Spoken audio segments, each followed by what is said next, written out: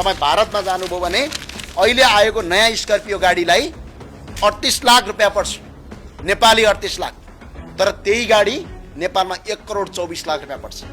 ल 38 लाखमा 10 लाख रुपियाँ तपाईँको बेच्ने मान्छेले फाइदा खायो भने त्यो 48 लाख भयो। 48 लाखमा 1 करोड 24 लाख घटाउनुहोस् त। एउटा गाडी किन्ने मान्छेले 76 लाख रुपियाँ भन्दा बढी पैसा सरकारलाई कर तिर्छ। एउटा स्कुटर चढ्ने मान्छे आज भारतमा झन्डै 1.5 लाख रुपियाँ पर्ने स्कुटर यहाँ तपाईँको 2.5 लाखदेखि 3 लाख रुपियाँ पर्छ। आज एउटा स्कुटर चढ्ने मान्छेले 1 देखि 1.5 लाख रुपियाँ कर तिर्छ राज्यलाई। एउटा मोटरसाइकल चढ्नेले भारतमा तपाईँको 2 देखि 3 लाख रुपियाँ पर्ने मोटरसाइकल यहाँ 5.5 देखि 6 लाख रुपियाँ पर्छ। आज त्यो मोटरसाइकल चढ्नेले 2.5 लाख रुपियाँ भन्दा बढी कर राज्यलाई तिर्छ। आज एउटा ट्याक्सीको कुरा गर्नुहोस्, अहिले तपाईँले ट्याक्सी चढ्नुहुन्छ, ट्याक्सी 40 लाख रुपियाँ भन्दा तल आउँदैन नेपालमा। तर त्यही ट्याक्सी गाडी अहिले पनि हुन्डाई कम्पनी र तपाईँको अहिले पनि सुजुकी हुन्डाईका गाडीहरू भारतमा जाने भने ती गाडी 8 देखि 9 लाख रुपियाँ पर्छ। नेपाली रुपियाँ हो, त्यो भारतीय होइन। 8 देखि 9 लाख नेपाली पर्छ।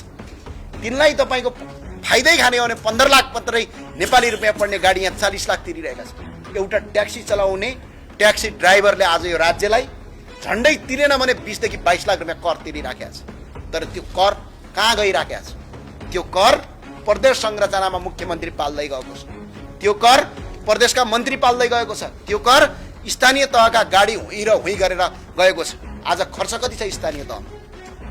आज एकचोटि स्थानीय तह हेर्नुहोस्।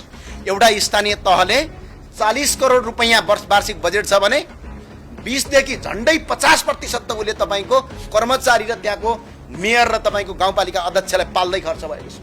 आज नेपालका 753वटा गाउँपालिका अध्यक्षहरू गएर हेर्नुहोस्, एउटा होइन 2-2वटा गाडी चढेर हिँड्छ। आज राज्यको सम्पत्ति त्यहाँ दोहन भएको छ। यो संविधानको व्यवस्थाले गर्दा भएको। यसलाई नियन्त्रण नगर्दासम्म, प्रदेश खारेज नगर्दासम्म जनताले तिरेको कर, जनताले आज शिक्षा पाए, जनताले आज रोजगार पाए। आज तपाईँ हामीले यत्रो अरबौं करोडौं रुपियाँ कर तिर्छौँ। एकजना सामान्य मान्छेले नेपालमा, सामान्य मान्छेले, तपाईँ टाढा जानु पर्दैन, एकजना सामान्य मान्छेले नेपालमा कर कति तिर्छ?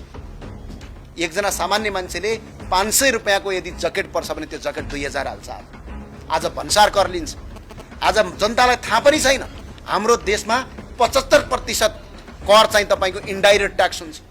त्यस्तो कर तिर्दाखेरि न शिक्षा पाइएको छ, न स्वास्थ्य पाइएको छ, न बाटो गतिलो छ, न निशुल्क तपाईँको अदालतमा मुद्दा तपाईँको न्याय पाइएको छ। यी सबैको जड सूत्र भनेको नेपालको अहिलेको संविधान हो। त्यो संविधानभित्रका धारा हुन्, त्यो संविधानभित्रका दफा हुन्।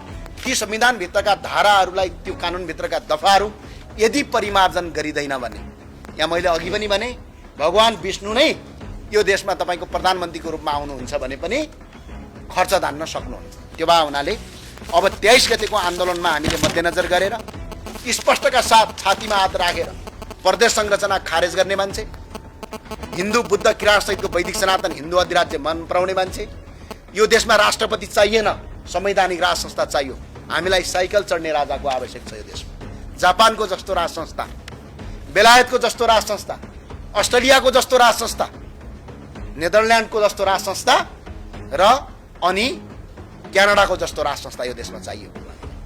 धेरैलाई लाग्छ होला अस्ट्रेलिया अमेरिकातिर जाने साथीहरूलाई, अस्ट्रेलियातिर जाने साथीहरू लाग्छ होला कहाँ राज संस्था छ? बेलायतको राज संस्था आज पनि आधिकारिक राज संस्था हो। हामीलाई राष्ट्रपतिको ठाउँमा संवैधानिक राज संस्था, जनताबाट प्रत्यक्ष निर्वाचित कार्यकारी प्रधानमन्त्री, प्रदेश संरचना खारेज, संवैधानिक आयोगमा राजनीतिक नियुक्ति बन्द, स्थानीय तह गैर दलीय र भ्रष्टाचारीलाई आजीवन कारावास र जेन्जी आन्दोलनका हत्यारालाई पक्राउ गर्नु पर्यो। यो पक्राउ नगरिकन, अपराधीलाई जेल नहालिकन ती 75 जना मान्छे के का कारणले मारेका हुन् यसको जवाफ गृहमन्त्री र प्रधानमन्त्रीले दिनुपर्छ।